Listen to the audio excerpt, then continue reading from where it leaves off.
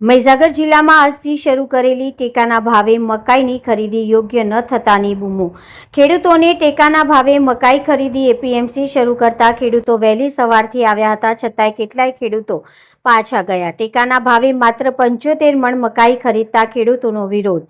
Message મુજબ આવેલા ખાતેદારો ને તારીખ, સમય અને તોલનો મેસેજ આવ્યો, પણ તે મુજબ ખરીદી ન કરતા ખેડૂતો નિરાશ।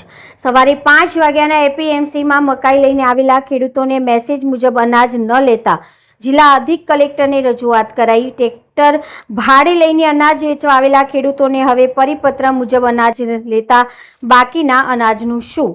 એકાએક પરિપત્ર કરી દેતા મેસેજ મુજબ મકાઈ લઈને આવેલા ખેડૂતોને ત્રીજો ભાગ પાછો લઈ જવાનો વારો આવ્યો છે। આગલા દિવસે મેસેજ કર્યો તે મુજબ મકાઈ લઈને આવેલા ખેડૂતોની સરકારની બેવડી નીતિથી નારાજગી જોવા મળી હતી। પટેલ અલ્કેશભાઈ એચ પટેલ તખ્તાજીના પાલ્લા આ જે એપીએમસીની અંદર મકાઈનું જે અમારે પુરવઠો ભરવાનો છે એ મેસેજના આધારે અમે અહીંયા સવારના આવી ગયા છીએ, પરંતુ અમારે અહીંયા જે મેસેજ આવ્યો એ પ્રમાણે લેવામાં આવતી નથી, માત્ર 75 મણ લેવામાં આવે છે। એ માટે અમે અહીંયા જિલ્લા સેવા સદનમાં પુરવઠા અધિકારીશ્રીને પ્રશ્ન કરવા આવ્યા છીએ કે અમને મેસેજ મળ્યો તો એ પ્રમાણે કેમ લેવામાં આવતું નથી।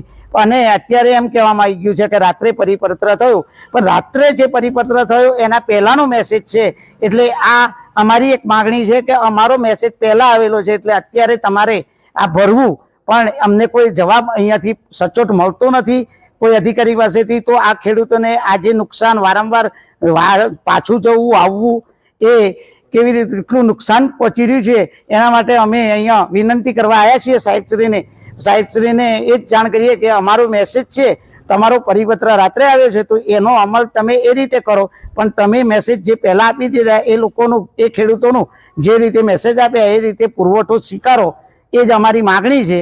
બસ હું કહેવા માગું છું કે જગતનો તાત આજે ખૂબ મહેનત કરીને અહીંયા જે રજૂઆત લઈને આવ્યો છે, અમારી મકાઈ લેવાતી નથી અને એની રજૂઆત માટે અમે અહીં ઓફિસ સુધી આવ્યા, પરંતુ અમને નીચલા અધિકારીઓ સાથે વાત કરી પણ એમણે એવો જવાબ આપ્યો કે જો સાહેબશ્રી આવે છે તો અહીંયા લગભગ સવારના અમે 10 સાડા 10 હાજર છીએ, પણ હજુ 12 વાગ્યા ત્યાં સુધી સાહેબશ્રી દેખાતા નથી। તો અમારે આ રજૂઆત કરવા માટે જવું ક્યાં?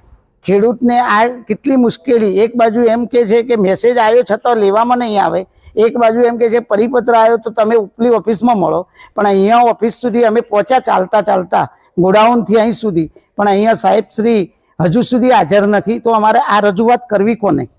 જી સર।